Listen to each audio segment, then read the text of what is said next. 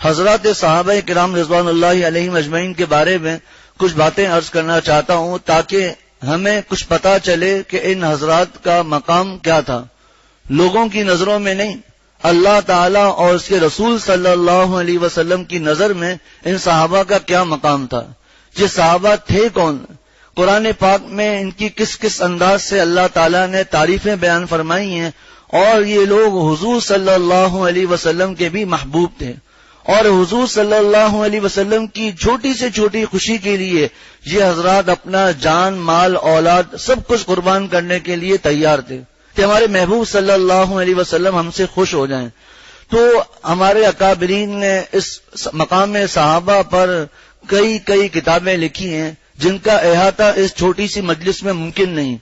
میں بس 2 کتابوں میں سے کچھ باتیں عرض کرتا ہوں۔ ایک مفتی اعظم پاکستان حضرت مفتی شفیع صاحب رحمۃ اللہ علیہ کی کتاب ہے مقام صحابہ، 120 صفحات پر وہ کتاب ہے، اور اس کتاب کے آخر میں حضرت مفتی شفیع صاحب رحمۃ اللہ علیہ نے لکھا ہے کہ میں اب اپنی عمر کے اس حصے میں پہنچ گیا ہوں کہ اب مجھے اپنی موت نزدیک نظر آ رہی ہے، بیماریوں کا ہجوم ہے۔ اس کتاب کے لکھنے کے 5 سال کے بعد مفتی شفیع صاحب کا انتقال ہوا ہے، بیمار تھے، فرمایا میں بیمار ہوں۔ ایسے موقع پر ایک ضدی آدمی بھی اپنی ضد کو چھوڑ دیتا ہے، ایک گناہگار بھی توبہ کے نزدیک چلا جاتا ہے۔ فرمایا اس عمر میں مجھے کوئی تصنیف کا شوق نہیں تھا کہ میں نے یہ کتاب لکھی ہے۔ کتنے برس پہلے، تقریباً 50 برس پہلے یا 40 برس پہلے مفتی شفیع صاحب رحمۃ اللہ علیہ یہ بات فرما رہے ہیں۔ فرمایا کہ میں امت کے حالات کو دیکھ رہا ہوں کہ وہ صحابہ کے بارے میں فتنوں میں مبتلا ہو رہے ہیں، ان پر اعتراض کر کے، ان کی برائی کر کے، اور آج کیا حال ہے، اللہ تعالیٰ ہم سب کی حفاظت فرمائے۔ تو ایک کتاب تو مفتی شفیع صاحب رحمۃ اللہ علیہ کی مقام صحابہ میں سے کچھ باتیں ہیں، اور کچھ باتیں میرے استاد حضرت مفتی نعیم صاحب دامت برکاتہم کی کتاب تفہیم الفقہ جلد نمبر 1، اس میں سے کچھ باتیں عرض کرتا ہوں۔ سب سے پہلے صحابی کہتے کس کو ہیں؟ صحابی اس کو کہتے ہیں جس نے ایمان کی حالت میں آپ صلی اللہ علیہ وسلم کی زیارت کی ہو، یا آپ صلی اللہ علیہ وسلم نے اسے دیکھا ہو، اور ایمان کی حالت میں ہی اس کا خاتمہ ہو۔ صحابی نے دیکھا ہو بالکل واضح، حضور نے دیکھا کیا مطلب؟ جیسے نابینا صحابی تھے، انہوں نے تو حضور کو نہیں دیکھا، تو حضور صلی اللہ علیہ وسلم نے ان کو دیکھا ہو اور ایمان کی حالت میں ان کا خاتمہ ہوا ہو، یہ ہے صحابی کی تعریف۔ پھر انبیاء کے بعد، انبیاء علیہ الصلوۃ والسلام کے بعد تمام انسانوں میں سب سے افضل حضرات صحابہ رضوان اللہ علیہم اجمعین ہیں۔ صحابہ رسول اللہ صلی اللہ علیہ وسلم اور امت کے درمیان ایک مقدس واسطہ ہونے کی وجہ سے ایک خاص مقام رکھتے ہیں۔ اب کتنی قرآن پاک کی آیتیں ہیں، میں ان میں سے چند آیتیں آپ حضرات کے سامنے بیان کروں گا، وہ بھی ان کا صرف مفہوم اور ترجمہ، اس کی تفسیر کیا ہے، اس کے مطالب کیا ہے، پھر بات بہت بڑھ جائے گی۔ پہلی آیت ہی ایسی ہے کہ اگر انسان کے ذہن میں بیٹھ جائے تو صحابہ کی عظمتوں کے لیے کافی ہے۔ پہلی آیت والسابقون الاولون من المہاجرین والانصار والذین اتبعوهم باحسان رضی اللہ عنہم ورضوا عنہ وأعد لهم جنات تجری تحتها الانہار خالدین فیہا ابدا ذلک الفوز العظیم۔ مہاجر اور انصار صحابہ، مہاجر صحابی وہ تھے جو مکہ میں آپ صلی اللہ علیہ وسلم کے ساتھ رہتے تھے، پھر اللہ تعالیٰ کے حکم سے انہوں نے مدینے کی طرف ہجرت کی، ان کو کہا جاتا ہے مہاجر۔ اور انصار ان صحابہ کو کہا جاتا ہے جو مکہ مدینہ شریف میں ہی مقیم تھے، ان کو انصار کہا جاتا ہے۔ آگے بھی اس کا تذکرہ آئے گا۔ ترجمہ یہ اس آیت کا، مہاجرین اور انصار میں سے جو لوگ پہلے ایمان لے آئے اور جنہوں نے نیکی کے ساتھ ان کی پیروی کی، اللہ ان سب سے راضی ہو گیا ہے اور وہ اس سے راضی ہیں، اور اللہ نے ان کے لیے ایسے باغات تیار کر رکھے ہیں جن کے نیچے نہریں بہتی ہیں، جن میں وہ ہمیشہ ہمیشہ رہیں گے۔ ذالک الفوز العظیم، یہی زبردست کامیابی ہے۔ دیکھیے اللہ تعالیٰ راضی ہو گئے۔ اب اس کی تفسیروں میں بہت زیادہ اقوال ہیں، ابھی اس کا موقع نہیں، لیکن ان کا خلاصہ یہی ہے کہ بعض حضرات فرماتے ہیں والسابقون الاولون من المہاجرین والانصار میں تمام کے تمام صحابہ داخل ہو گئے۔ بعض حضرات فرماتے ہیں والسابقون الاولون من المہاجرین والانصار میں کچھ صحابہ، اور کچھ والذین تبعوہم باحسان رضی اللہ والذین تبعوہم باحسان میں داخل ہیں، تو تمام کے تمام صحابہ اس میں داخل ہیں۔ رضی اللہ عنہم ورضوا عنہ، اللہ تعالیٰ ان سے راضی ہو گیا، وہ اللہ تعالیٰ سے راضی ہو گئے۔ حضرت حافظ عماد ابن کثیر رحمۃ اللہ علیہ تفسیر ابن کثیر میں فرماتے ہیں کہ اس شخص کے لیے دردناک عذاب ہے جو ان لوگوں کے لیے جو ان حضرات صحابہ میں سے سب کی برائی کرتے ہیں یا ان میں سے بعض کی برائی کرتے ہیں، یہ وہ لوگ ہیں جن سے اللہ تعالیٰ راضی ہو گیا ہے، اور جس سے اللہ تعالیٰ راضی ہو جاتا ہے پھر کبھی بھی ناراض نہیں ہوتا. جس سے ایک دفعہ اللہ تعالیٰ راضی ہو جائیں پھر کبھی اللہ تعالیٰ اس سے ناراض نہیں ہوتا. یہاں پر بھی اس آیت کے بعد بھی جیسے جمعے کے دن مفتی نعیم صاحب احمد برکاتہم فرما رہے تھے، الحاد اپنی ذہنی باتیں لوگوں کی دیکھیں کیسی ہیں. کہتے ہیں کہ یہ جب یہ اعلان ہوا تھا اللہ ان سے راضی ہو گیا، اس وقت ان حضرات صحابہ کے حالات تو درست تھے، نعوذ باللہ اس کے بعد یہ حالات خراب ہوئے ہیں. نعوذ باللہ اللہ تعالیٰ کو پتہ ہی نہیں ہے، اللہ تعالیٰ کو غیب کا علم ہی نہیں ہے. جس کے دل میں برائی آ جائے، بدبختی آ جائے، جس کا دل برباد ہو جائے، پھر اس کے ایسے حالات آتے ہیں کہ جب قرآن پاک میں یہ آیت آئی اذ یقول لصاحبہ لا تحزن ان اللہ معنا، کہ جب غار ثور میں آپ صلی اللہ علیہ وسلم اور حضرت ابوبکر صدیق رضی اللہ تعالیٰ عنہ موجود تھے، کفاروں کی آہٹ محسوس ہوئی تو حضرت ابوبکر صدیق رضی اللہ تعالیٰ عنہ نے عرض کیا، تو اس وقت آپ صلی اللہ علیہ وسلم نے قرآن پاک میں آتا ہے اپنے ساتھی یعنی حضرت ابوبکر صدیق رضی اللہ تعالیٰ عنہ سے کہا لا تحزن ان اللہ معنا، گھبراؤ مت، اللہ ہمارے ساتھ ہے. صحابی کہا قرآن پاک میں، اپنے صحابی سے کہا، اپنے ساتھی سے کہا. یہاں پر بھی جو ملحدین ہیں نعوذ باللہ وہ کہتے ہیں، میں نے حضرت مولانا مکی صاحب جو مکہ شریف میں مدرس ہیں ان کے دروس میں سنا سیرت کے کہ وہ کفار یا ملحدین یہاں پر بھی یہ کہتے ہیں کہ حضرت ابوبکر صدیق رضی اللہ تعالی عنہ نے نعوذ باللہ جان بوجھ کر بڑی آواز سے کہا تھا حضور کو پھنسانے کے لیے، تاکہ وہ لوگ ان کی باتیں سن لیں اور ان کو پتہ چل جائے اندر غار میں آپ صلی اللہ علیہ وسلم اور حضرت ابوبکر صدیق رضی اللہ تعالیٰ عنہ موجود ہیں. غزوہ احد کے تذکرے میں آپ کو یاد ہوگا کہ جب ابو سفیان وہاں سے جانے لگا، میدان چھوڑ کر جانے لگے، تو آپ صلی اللہ علیہ وسلم نظر نہیں آ رہے، تو آواز لگائی کہ محمد زندہ ہیں صلی اللہ علیہ وسلم. ہم کہیں گے کوئی جواب نہیں آیا. پھر کہا کوئی جواب نہیں آیا. ابوبکر زندہ ہے رضی اللہ تعالیٰ عنہ، کوئی جواب نہیں. عمر زندہ ہے، کوئی جواب نہیں. اتنے میں جاتے ہوئے کہنے لگا ہم نے سب کو مار دیا ہے. حضرت عمر سے برداشت نہیں ہوا، کہا خاموش رہو، حضور صلی اللہ علیہ وسلم تمہاری آواز سن رہے ہیں اور ہم سب حیات ہیں. علماء فرماتے ہیں ابو سفیان جو اس وقت تک کافر تھا اس کو بھی پتا تھا کہ سب سے بڑا مقام آپ صلی اللہ علیہ وسلم کا ہے، پھر حضرت ابوبکر صدیق کا ہے اور پھر حضرت عمر فاروق رضی اللہ تعالی عنہما کا ہے. ان کا مقام پہلے ہے. لیکن آج جو مسلمان ہونے کا دعویٰ کرتے ہیں ان کو یہ حضرات نعوذ باللہ حضرات صحابہ سمجھ میں نہیں آتے. اس کافر کو بھی پتا تھا. تو جو اللہ تعالیٰ جس سے ایک دفعہ راضی ہو جاتے ہیں پھر ناراض نہیں ہوتے. دوسری قرآن پاک کی آیت بالکل صاف آیت بیت رضوان جو صلح حدیبیہ کے موقع پر ہوئی، آیت نازل ہوئی لقد رضی اللہ عن المؤمنین اذ یبایعونک تحت الشجرہ، کہ تحقیق لام بھی تاکید کا، قد بھی تاکید کا، تحقیق یقیناً اللہ تعالیٰ راضی ہو گیا ان مومنین سے اے محمد صلی اللہ علیہ وسلم جو آپ سے درخت کے نیچے بیعت کر رہے تھے. یہ کون لوگ تھے؟ یہ حضرات صحابہ رضوان اللہ علیہم اجمعین تھے. بعض روایتوں میں 1400 جو مشہور ہے، بعض روایتوں میں 1500 یہ صحابہ تھے جو آپ صلی اللہ علیہ وسلم سے بیعت ہو رہے تھے. اور حدیث شریف میں آتا ہے کہ جہنم میں وہ شخص داخل نہ ہوگا جس نے درخت کے نیچے بیعت کی ہے. جس نے درخت کے نیچے بیعت کی ہے وہ جہنم میں داخل نہیں ہوگا. قرآن پاک کی آیت دوسری وَكُلًّا وَعَدَ اللَّهُ الْحُسْنَى، سورہ حدید میں صحابہ کے تذکرے کے ساتھ لا يستوی منکم من انفق من قبل الفتح وقاتل اولئک اعظم درجة من الذین انفقوا من بعد وقاتلوا وکلا وعد اللہ الحسنى. قرآن پاک نص قطعی سورہ حدید. ترجمہ یہ ہے کہ تمام سے یعنی تمام صحابہ سے اللہ تعالیٰ نے بھلائی کا وعدہ کر رکھا ہے. اللہ تعالیٰ نے تمام صحابہ سے بھلائی کا وعدہ کر رکھا ہے. اور دوسری آیت میں آتا ہے قرآن کی ایک آیت دوسری آیت کی تفسیر کرتی ہے. اسی جمعے کو مفتی نعیم صاحب نے یہی سبق پڑھایا کہ ایک آیت دوسری آیت کی تفسیر کرتی ہے. دوسری آیت میں دیکھیے یہاں پر تو یہ ہے کہ اللہ تعالیٰ نے تمام صحابہ سے بھلائی کا وعدہ کر رکھا ہے. دوسری آیت میں آتا ہے ان الذین سبقت لہم من الحسنى اولئک عنہا مبعدون لا یسمعون حسیسہا.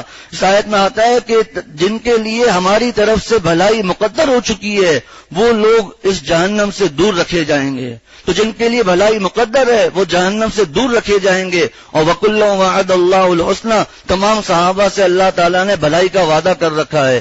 تیسری رضی اللہ عنہم ورضوا عنہ، اللہ ان سے راضی وہ اللہ سے راضی. بالکل صاف آیت آ گئی. صحابہ معیار حق تھے. اب اس پر بھی کئی آیتیں ہیں لیکن چند مختصر آیتیں.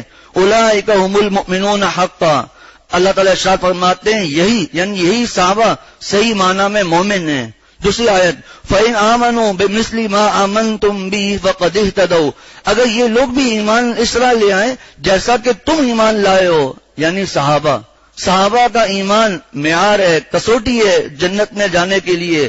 اگلی آیت وَإِذَا قِيلَ لَهُمْ آمِنُوا كَمَا آمَنَ النَّاسُ قَالُوا أَنُؤْمِنُ كَمَا آمَنَ السُّفَهَاءُ أَلَا إِنَّهُمْ هُمُ السُّفَهَاءُ وَلَكِنْ لَا يَعْلَمُونَ، جب ان منافقین سے کہا جاتا ہے ایمان لے آؤ جیسا کہ لوگ ایمان لائے ہیں. اس لوگ سے مراد نعوذ باللہ کے ابو جہل تھا، اس سے مراد یہ ولید تھا، یہ عقبہ تھا. کون تھا؟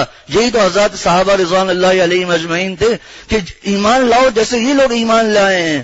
انہوں نے مذاق اڑایا اور منافقین کہنے لگے انؤمنو کما آمن السفہاء، کیا نعوذ باللہ میں کہہ رہا ہوں، قالوا انؤمنو کما آمن السفہاء، کیا ہم ان بے وقوفوں کی طرح ایمان لے آئیں؟ صحابہ کو بے وقوف کہا.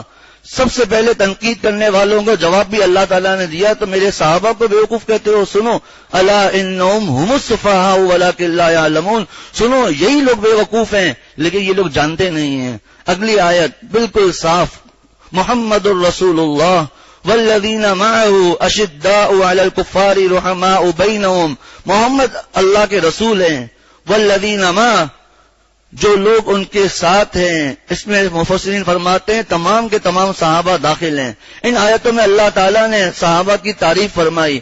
امام مالک رحمۃ اللہ علیہ کے سامنے کسی نے صحابہ کرام رضوان اللہ علیہم اجمعین میں سے بعض کی کچھ برائی بیان کی. امام مالک رحمۃ اللہ علیہ نے یہی آیت پڑھی اور فرمایا کہ یہ وہ لوگ ہیں، وہ فرمایا یہ جو لوگ صحابہ کے لیے برا بلا کہتے ہیں، ان کی برائی کرتے ہیں، وہ اس آیت کی ضد میں ہیں. کیوں کہ اس آیت میں اللہ تعالیٰ آگے ارشاد فرماتے ہیں تراہم رکعا سجدا یبتغون فضلا من اللہ ورضوانا سیماہم فی وجوہہم من اثر السجود ذلک مثلہم فی التوراۃ ومثلہم فی الانجیل کزرع اخرج شطأہ فآزرہ فاستغلظ فاستوى علی سوقہ یعجب الضراع لیغیظ بہم الکفار، تاکہ کفار کا غیظ و غضب میں اضافہ ہو جب صحابہ کی تعریف ہوتی ہے. فرمایا جس کے دل میں صحابی کے لیے اتنا بغض ہے وہ اس آیت میں داخل ہے، اس کی وعید میں داخل ہے لیغیظ بہم الکفار. پھر امام مالک رحمۃ اللہ علیہ نے عجیب و غریب بات فرمائی. بہت بڑے عالم تھے امام مالک رحمۃ اللہ علیہ، فقہ مالکی کے بڑے امام تھے. وہ کہتے ہیں کہ یہ وہ لوگ ہیں جو صحابہ کی برائی کرتے ہیں، ان کا اصل مقصد آپ صلی اللہ علیہ وسلم کی برائی کرنا ہے، آپ صلی اللہ علیہ وسلم کی تنقیص بیان کرنا ہے، لیکن حضور کی برائی کرنے کی ان کو جرت نہیں ہوتی، تو اپنا شوق اور اپنا بغض وہ صحابہ کی برائی کر کے ٹھنڈا کرتے ہیں. اور حدیث شریف میں بھی آتا ہے، جمعے کو خطبے میں پڑھی جاتی ہے فمن احبہم فبحبی احبہم، جو ان سے محبت کرتا ہے میری محبت کی وجہ سے محبت کرتا ہے. ومن ابغضہم، جو ان سے بغض رکھتا ہے فببغضی ابغضہم، میرے بغض کی وجہ سے ان سے بغض رکھتا ہے. اگلی آیت کہ یہ صحابہ کرام رضوان اللہ علیہم اجمعین محفوظ عن الخطا ہیں، خطاؤں سے محفوظ ہیں، یعنی یا تو صدور معصیت سے محفوظ ہیں یا آخرت کے مواخذے سے محفوظ ہیں. معصوم نہیں ہے، معصوم صرف اور صرف انبیاء علیہم الصلوۃ والسلام کی ذات معصوم ہے، اور فرشتے تو معصوم ہیں ہی، وہ تو انسانوں میں ہیں ہی نہیں. باقی صحابہ یہ معصوم نہیں ہیں، یہ محفوظ ہیں، یعنی اللہ تعالیٰ آخرت میں کسی صحابی سے کوئی مواخذہ ہی نہیں فرمائیں گے. پہلے بھی عرض کیا تھا کہ صحابہ کی معافی یقینی ہے اور ہم لوگوں کی معافی کوئی یقینی نہیں. پتہ نہیں اللہ تعالیٰ کس بات پر مواخذہ کرے. تو جس کی معافی یقینی ہے اس کی برائی کر رہا ہے وہ جس کی معافی میں ہی شک ہے. اللہ تعالیٰ ارشاد فرماتے ہیں یوم لا یخزی اللہ النبی والذین آمنوا معہ نورہم یسعی بین ایدیہم وبایمانہم، اس دن جب اللہ نبی کو اور جو لوگ ان کے ساتھ ایمان لائے ہیں ان کو رسوا نہیں فرمائیں گے. صحابہ کے بارے میں کہ اللہ تعالیٰ ان کو رسوا نہیں فرمائیں گے. قرآن پاک کی آیت وعد اللہ الذین آمنوا منکم وعملوا الصالحات لیستخلفنہم فی الارض. سورۃ النور میں تم میں سے جو لوگ ایمان لے آئے ہیں اور جنہوں نے نیک اعمال کیے ہیں ان سے اللہ تعالیٰ نے وعدہ کیا ہے کہ وہ انہیں ضرور زمین میں اپنا خلیفہ بنائے گا. صحابہ رضوان اللہ علیہم اجمعین حضور اور یہ خلافت 30 سال آپ صلی اللہ علیہ وسلم نے فرمایا خلافت 3 سال ہوگی پھر بادشاہت ہوگی، یعنی حضور صلی اللہ علیہ وسلم کے نقش قدم پر جو خلافت رہے گی وہ 30 سال رہے گی، یعنی حضرت علی رضی اللہ تعالیٰ عنہ کے زمانے تک، جن کو خلفائے راشدین کہا جاتا ہے. اللہ تعالیٰ نے اگلے درس میں اس کی پوری تفصیل آئے گی انشاءاللہ، بلکہ اگلے درس میں اللہ تعالیٰ نے آپ صلی اللہ علیہ وسلم کو کیا حکم دیا. فرمایا فاعف عنہم واستغفر لہم وشاورہم فی الامر، کہ آپ ان کو معاف کر دیجئے اور ان کے لیے مغفرت کی دعا کیجئے اور ان سے اہم معاملات میں مشورہ لیتے رہیے. صحابہ سے مشورہ کرنے کا حکم اللہ تعالیٰ دے رہے ہیں آپ صلی اللہ علیہ وسلم کو. اللہ تعالیٰ نے صحابہ کا ایمان کا تقوی کا امتحان لیا اور انہیں کامیاب قرار دیا. اولئک الذین امتحن اللہ قلوبہم للتقوی لہم مغفرۃ واجر عظیم. یہ وہی لوگ ہیں جن کے دلوں کو اللہ نے خوب جانچ کر تقوی کے لیے منتخب کر لیا ہے، ان کو مغفرت بھی حاصل ہے اور زبردست اجر بھی. اگلی آیت میں ہے صحابہ کے بارے میں وَلَكِنَّ اللَّهَ حَبَّبَ إِلَيْكُمُ الْإِيمَانَ وَزَيَّنَهُ فِي قُلُوبِكُمْ وَكَرَّهَ إِلَيْكُمُ الْكُفْرَ وَالْفُسُوقَ وَالْعِصْيَانَ أُولَئِكَ هُمُ الرَّاشِدُونَ، کہ اللہ نے تمہارے دلوں میں ایمان کی دولت ڈال دی ہے. صحابہ کے بارے میں قرآن میں آتا ہے اس سے پچھلی آیت وَاعْلَمُوا أَنَّ فِيكُمْ رَسُولَ اللَّهِ لَوْ يُطِيعُكُمْ فِي كَثِيرٍ مِّنَ الْأَمْرِ لَعَنِتُّمْ وَاعْلَمُوا أَنَّ فِيكُمْ رَسُولَ اللَّهِ، تم جان لو اللہ کا رسول تمہارے درمیان میں. صحابہ کو خطاب ہو رہا ہے. تو اللہ نے تمہارے دل میں ایمان کی دولت ڈال دی ہے اور اسے تمہارے دلوں میں پرکشش بنا دیا ہے ایمان کو، اور تمہارے اندر کفر کی اور گناہوں اور نافرمانی کی نفرت بیٹھا دی ہے. آگے اللہ تعالیٰ ارشاد فرماتے ہیں ایسے ہی لوگ ہیں جو ٹھیک ٹھیک راستے پر آ چکے ہیں. اگلی آیت یا ایھا النبی حسبک اللہ ومن اتبعک من المؤمنین، اے نبی تمہارے لیے تو بس اللہ اور وہ مومن کافی ہیں جنہوں نے آپ کی پیروی کی. سورہ حشر میں اللہ تعالیٰ نے تمام کے تمام مسلمانوں کی 3 جماعتیں فرمائی ہیں، یعنی حضور صلی اللہ علیہ وسلم سے لے کر قیامت تک جتنے مسلمان آئیں گے سب کے سب کی اللہ تعالیٰ نے 3 جماعتیں بنائی ہیں. سب سے پہلی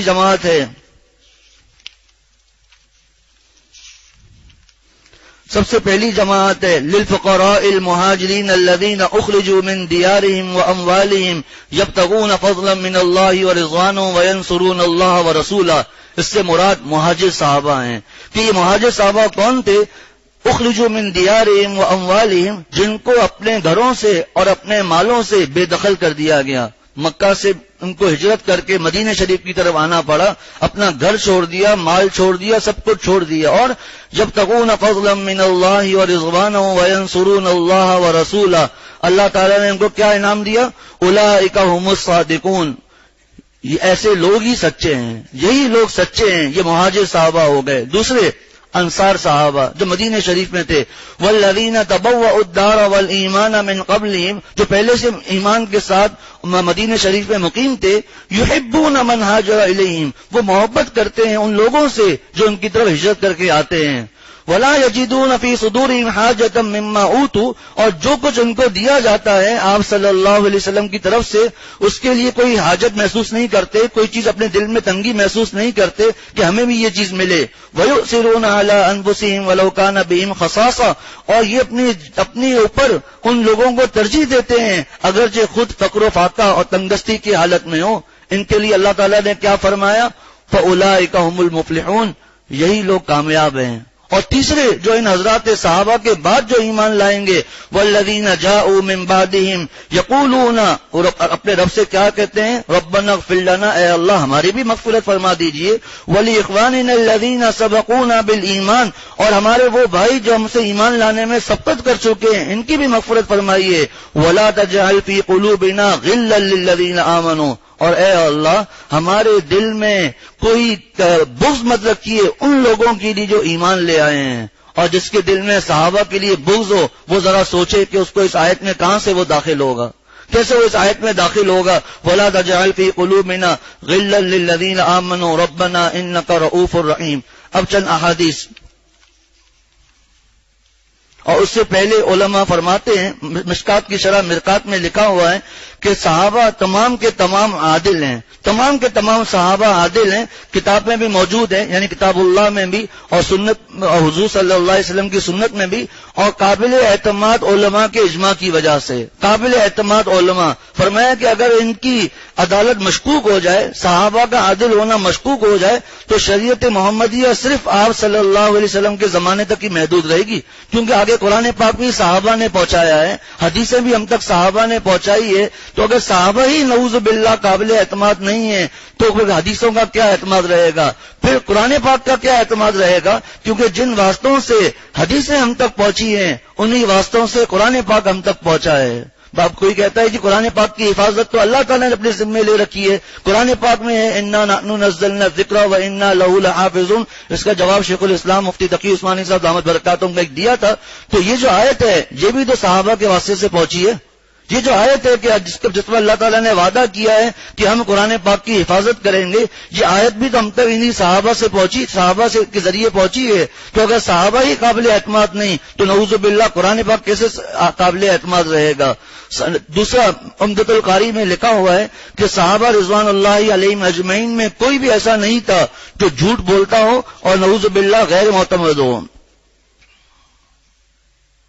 حضرت ابو ہریرہ رضی اللہ تعالیٰ عنہ فرماتے ہیں کہ رسول اللہ صلی اللہ علیہ وسلم نے فرمایا کہ میرے صحابہ کو گالی مت دو، میرے صحابہ کو برا بلا مت کہو، بس اس ذات کی قسم جس کے قبضے میں میری جان ہے، تم میں سے اگر کوئی احد پہاڑ کے برابر اللہ کی راہ میں سونا خرچ کر دے تو ان میں سے کسی ایک کے مٹھی برابر یا اس کے آدھے کو بھی نہیں پہنچ سکتا۔ حضور صلی اللہ علیہ وسلم فرماتے ہیں، ترمذی کی روایت ہے کہ اذا رأيتم الذين يسبون اصحابي فقولوا لعنت اللہ علی شرکم، جب تم دیکھو کسی آدمی کو جو میرے صحابہ کو برا بلا کہہ رہا ہے، مفتی شفیع صاحب نے فرمایا یسبون کا ترجمہ گالی نہیں ہے، یسبون کا ترجمہ ہے برا بلا کہنا۔ یہ جس کو تم دیکھو کہ یہ میرے صحابہ کو برا بلا کہہ رہے ہیں تو ان کو کہو تمہارا جو شر ہے اس پر تمہاری لعنت ہو تمہارے پر اللہ تعالیٰ کی۔ امام احمد بن حنبل رحمۃ اللہ علیہ فرماتے ہیں جب تم کسی شخص کو دیکھو کہ وہ صحابہ کے بارے میں برائی کر رہا ہے صحابہ کی تو اس کے اسلام کو مشکوک سمجھو۔ امام احمد بن حنبل رحمۃ اللہ علیہ، حدیث شریف کی مشہور کتاب مسلم شریف، اس کے جو امام مسلم نے ان کے مصنف ہیں، ان کے استاد امام ابو زرع رحمۃ اللہ علیہ، وہ فرماتے ہیں جو صحابہ کو برا بلا کہے ایسا شخص زندیق ہے، کیونکہ اس کا اصل مقصد قرآن اور حدیث سے اعتماد کو ہٹانا ہے۔ ایک روایت میں آتا ہے کہ رسول اللہ صلی اللہ علیہ وسلم نے فرمایا کہ میرے صحابہ کے بارے میں اللہ سے ڈرو، میرے صحابہ کے بارے میں اللہ سے ڈرو، میرے بعد ان کو نشانہ نہ بنانا، یعنی ان کی برائی نہ کرنا۔ حضرت جابر بن عبداللہ رضی اللہ تعالیٰ عنہ فرماتے ہیں کہ رسول اللہ صلی اللہ علیہ وسلم نے فرمایا کہ اللہ تعالیٰ نے انبیاء اور نبیوں کے علاوہ، انبیاء اور رسل کے علاوہ تمام عالمین پر میرے صحابہ کو فوقیت دی ہے۔ صحابہ کو ایک روایت میں آتا ہے کہ حضور صلی اللہ علیہ وسلم نے فرمایا تمہارے لیے میری اور خلفائے راشدین کی سنت پر عمل کرنا لازم ہے، لہذا اس کو مضبوطی سے تھامو۔ حضرت سعید بن زید رضی اللہ تعالیٰ عنہ جو عشرہ مبشرہ میں سے تھے، وہ فرماتے ہیں کہ صحابہ کرام میں سے فرماتے ہیں اللہ کی قسم صحابہ کرام میں سے کسی شخص کا رسول اللہ صلی اللہ علیہ وسلم کے ساتھ کسی جہاد میں شریک ہونا پھر جس میں اس کا چہرہ غبار آلود ہو جائے، غیر صحابہ میں سے ہر شخص کی عمر بھر کی عبادت سے بہتر ہے، اگرچہ اس کو حضرت نوح علیہ السلام کی جتنی عمر بھی عطا کر دی جائے، یعنی حضرت نوح علیہ السلام جتنی بھی عمر ان کو عطا کر دی جائے اور پھر پوری زندگی عبادت کرتا رہے، اور ایک صحابی نے جو ایک غزوے میں آپ صلی اللہ علیہ وسلم کے ساتھ شریک رہا ہے اور اس کا چہرہ غبار آلود ہوا ہے، اس صحابی کا وہ عمل اس سے بڑھ کر ہے۔ اسی لیے ہمارے حضرت والا رحمۃ اللہ علیہ فرماتے تھے کہ ساری دنیا کے اکابرین، چاہے تابعین ہوں، چاہے طبع تابعین ہوں، چاہے امام بخاری ہوں، جو بڑے بڑے اکابرین ہوں، بزرگان دین ہوں، علماء اللہ والے ہوں، ان کو ایک پلڑے میں رکھ دیا جائے، دوسرے پلڑے میں ایک ادنا صحابی جو سب سے آخر میں ایمان لے آیا ہو، اونٹ چڑھانے والا ہو، وہ موجود ہو، تو اس صحابی کا پلڑا بھاری ہے، کیونکہ اس نے ان آنکھوں کو دیکھا ہے جنہوں نے اللہ تعالیٰ کو دیکھا ہے۔ صحابہ رضوان اللہ علیہم اجمعین، کتنے بڑے لوگ تھے یہ صحابہ رضوان اللہ علیہم اجمعین۔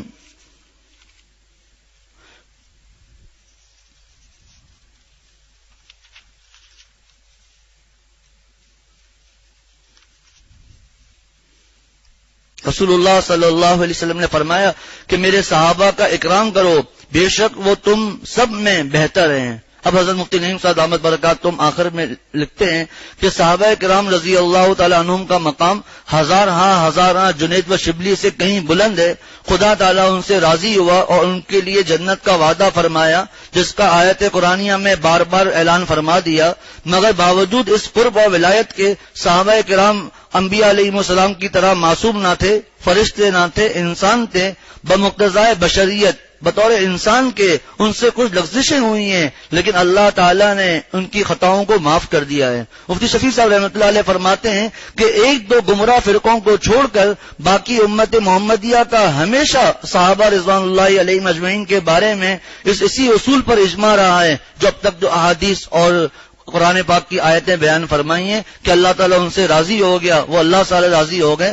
خلاصہ یہ ہے کہ صحابہ کرام سے تمام کے تمام صحابہ، چاہے وہ صحابہ ہوں، چاہے اہل بیت ہوں، چاہے ازواج مطہرات جو بھی ہوں، ان سب کی عظمت اور احترام کو ملحوظ رکھنا ہر مسلمان پر فرض ہے۔ جیسا کہ ابھی کچھ قرآن پاک کی آیتیں اور حدیثیں سنائی گئیں، فرمایا کہ یہ ایک طرف قرآن پاک ہے، ایک طرف حدیث شریف ہے، دوسری طرف تاریخ کی کتابیں ہیں جن کی کوئی سند ہی نہیں ہے، بلکہ یہ ظنی بھی نہیں ہے۔ قرآن پاک قطعی ہے، پکا ہے، اور ظن کہتے ہیں گمان کے درجے میں۔ تاریخ میں تو وہ بھی نہیں ہے، بلکہ تاریخی کتابوں کے جو حوالے ہوتے ہیں وہ افواہوں کے درجے میں ہوتے ہیں۔ ہاں، جہاں حوالہ پورا صحیح طرح موجود ہو وہ الگ بات ہے۔ تو قرآن کو چھوڑ کر، حدیث کو چھوڑ کر اور پھر تاریخ کے پیچھے پڑھنا کہ تاریخ میں یہ لکھا ہوا ہے، اس کی کیا حیثیت ہے؟